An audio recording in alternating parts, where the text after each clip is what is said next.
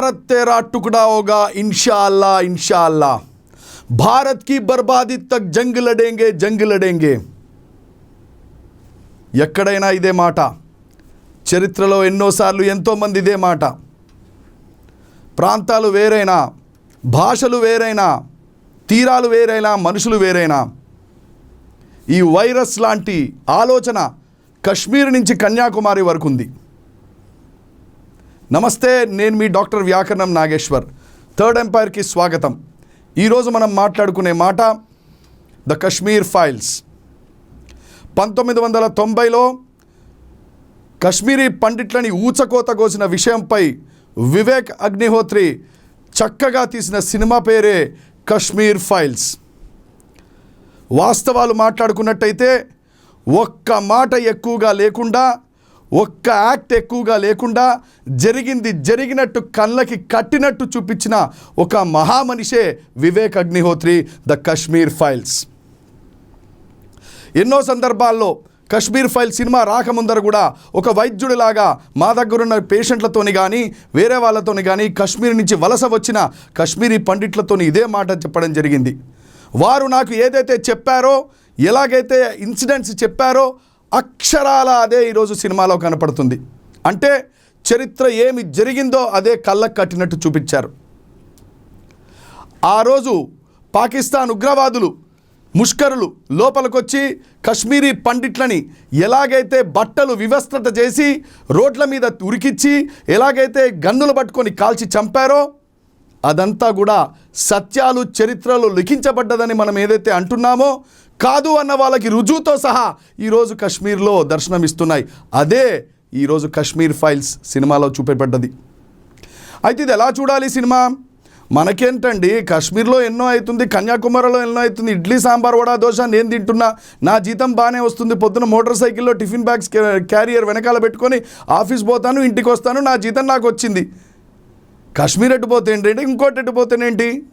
ఇదే ఆలోచన, ఇదే వైఖరి. మారాల్సింది మనం. ఇండియా పేరు ఎప్పుడైతే భారత్గా మార్చామో మన భారత్ పోయింది, భారతీయత పోయింది. సంస్కృతి నుంచి ఎప్పుడైతే డీవియేట్ అయ్యామో సంస్కృతి పోయింది, సంస్కృతము పోయింది. సంస్కృతము భారతీయత వదులుకొని వాళ్ళు పారిపోవాలని ఇదే ఎజెండా అన్ని ప్రాంతాల్లో చూపెడుతూనే ఉన్నారు. చాలా చక్కగా సినిమాలో చూపించారు వివేక్ అగ్నిహోత్రి గారి కశ్మీరీ ఫైల్స్లో.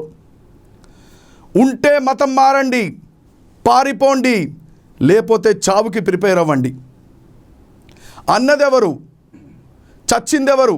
ఇది చరిత్రలో లిఖించబడ్డది. దీన్ని మనం మార్చలేం. అయితే చరిత్రలో నా పుస్తకాల్లో లేవు కదా, నా పాఠ్యాంశాల్లో లేవు కదా, రావు కూడా.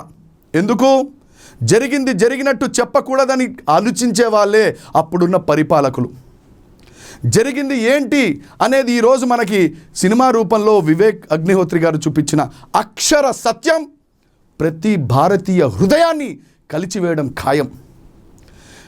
భారత మాత అంటే నా తల్లి, నీ తల్లి ముందర నిలబడి వివస్థత చేస్తాను, నీ సంగతి చూస్తాను, నీ అంతు చూస్తానని మీ ఇంటి ముందర నిలబడితే ఎంత గుండె రగిలిపోతుందో ఈరోజు వివేక్ అగ్నిహోత్రి గారు కశ్మీర్ ఫైల్స్లో అదే చూపించారు. మళ్ళీ అదే వైఖరి, కశ్మీర్ కదండి, నా ఊరు కాదు కదండి అని. చరిత్ర ఎప్పుడు మర్చిపోవటానికి వీలేదు. లెక్కలు మర్చిపోయిన వాడు లెక్కలో ఉండడు, చరిత్ర మర్చిపోయిన వాడు చరిత్రలో ఉండడు. అక్కడ వదిలిపెడితే కశ్మీర్లో ఏదైతే మారణ హోమం జరిగిందో కశ్మీరీ పండిట్లపై, ఇక్కడ ఇంకో వాదన వచ్చింది. కశ్మీరీ పండిట్లంటే అందరూ బ్రాహ్మలే అండి. కాదు, ఇది మళ్ళీ ఇంకో వాదన. ఇది తప్పుగా చెప్పి తప్పునే ఒప్పించే ఆలోచన. కశ్మీరీ పండిట్లంటే ఎంతోమంది ఉంటారు, ఎన్నో వరాలు ఉంటారు. పండిట్ అనేది ఒక ఆనర్, అది బ్రాహ్మణత్వానికే ఉంటుందని ఆలోచన చేయడం తప్పు. ఎంతోమంది ముసల్మాన్లు కూడా, ఎంతోమంది ముస్లింలు కూడా మంచి ఆలోచనతోని మనం అందరం ఒకటే అని ఎవరైతే అనుకున్నారో వాళ్ళని కూడా ఊచకోత గోయించారు. 1990 ఎక్సోడస్లో కళ్ళకి గట్టినట్టు చూపించిన సినిమా ద కశ్మీర్ ఫైల్స్. ప్రతి భారతీయుడు చూడాల్సిన సినిమా కశ్మీర్ ఫైల్స్. ఎందుకు చూడాలండి? మాకేం పని లేదా? మా ఆఫీస్ పోవాలి, పిల్లం బిడ్డలతో షికార్కి వెళ్ళాలి, సినిమా టికెట్లు వేరేవి కూడా చూసుకోవాలి. మీకు చెప్పాల్సిన విషయం ఒకటి ఉంది. వివేక్ అగ్నిహోత్రి చూపించిన సూపర్ బంపర్ కశ్మీర్ ఫైల్స్ గురించి కూడా మనం మాట్లాడటం ఆపేస్తే అది వాస్తవ చరిత్ర అని నేను మీకు చెప్పాను. అక్కడతోనే ఆగలేదు. అది ఎక్కడైనా సరే నేను ఇంతకుముందు అన్నాను, హైదరాబాద్ నడిబొడ్డు నుంచి 100 కిలోమీటర్ల దూరంలో బైరన్పల్లి ఊరిలో సేమ్ టు సేమ్ ఇదే మారణకాండ, మారణ హోమం, బరబాతుల బతుకమ్మ, మన ఇంట్లో ఆడబడుచుల్ని వివస్థత చేసి బతుకమ్మ చుట్టూ బట్టలు లేకుండా తిప్పిన సంస్కృతి ఈరోజు మళ్ళీ మనం హైదరాబాద్ నుంచి 100 కిలోమీటర్ల రూపంలో చూసాం. హైదరాబాద్ నుంచి 100 కిలోమీటర్ల రూపంలో జరిగింది 1948లో. 1948లో అక్కడ జరిగింది, 1990లో జరుగుతుంది. 1920, 1930 నుంచి కూడా ఇదే మారణ హోమం.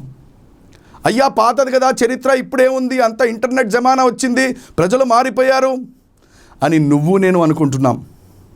మారాలి మంచి వైపు, మారాలి దేశభక్తి వైపు, మారాలి అందరి మంచి కోరికే. కానీ ఎంతమంది అంటున్నారు, ఎంతమంది పాటిస్తున్నారు? మన జాగ్రత్త మనం తీసుకోవాల్సిన అవసరం ఉందా లేదా? ప్రతి భారతీయుడు తన పెళ్ళాం బిడ్డల్ని, తన ఇంటిని, తన కాలనీని ఎలా కాపాడుకోవాలని కశ్మీర్ ఫైల్స్ చూసిన తర్వాతనే తెలుసుకోవాలి. నాకేం కాదు అని ఎవరైతే అనుకుంటారో ఇబ్బందుల్లో పడే అవకాశం రానున్న రోజుల్లో ఉంటుంది. ఇక మనకేం లేదు, వ్యవస్థ అంతా చక్కగా ఉంది, ఈ వ్యవస్థ అంతా కూడా నన్నే కాపాడుతుంది అనుకోవడం మూర్ఖత్వం. నీ జాగ్రత్తలో నువ్వు ఉండాలి, నీ భారతమాతను నువ్వు కాపాడుకోవాలి. 1948 బైరన్పల్లి, 1990 కశ్మీర్. రానున్న రోజుల్లో 2030, 2040స్లో ఏం జరుగుతుంది, ఇక్కడ జరుగుతుందా, ఇంకెక్కడైనా జరుగుతుందా? ఆపగలమా? ఆపలేం, కానీ జాగ్రత్త పడగలం.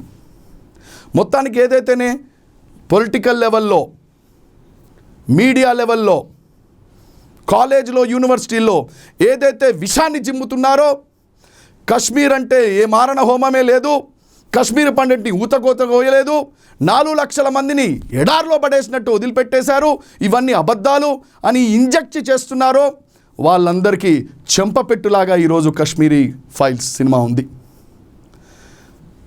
బాలీవుడ్, టాలీవుడ్ మాఫియాని, సినిమా మాఫియాని తలకిందులు చేస్తూ ఈరోజు ఆ సినిమా వచ్చింది. చిన్న చిన్న మిడ్డీలు, నిక్కర్లు వేసుకొని డ్యాన్స్ చేయాల్సిన అవసరం లేదు. వాస్తవమైన భారత చరిత్రను ఎవరైతే చూపెడతారో వాళ్ళకే మనకు సెల్యూట్. మనమందరం ఫస్ట్ భారత మాత ముద్దు బిడ్డలం. మన ఇల్లు బాగుండాలి, మన దేశం బాగుండాలని ఎవడైతే అనుకుంటాడో ఖచ్చితంగా కశ్మీరీ ఫైల్స్ చూడాల్సిందే.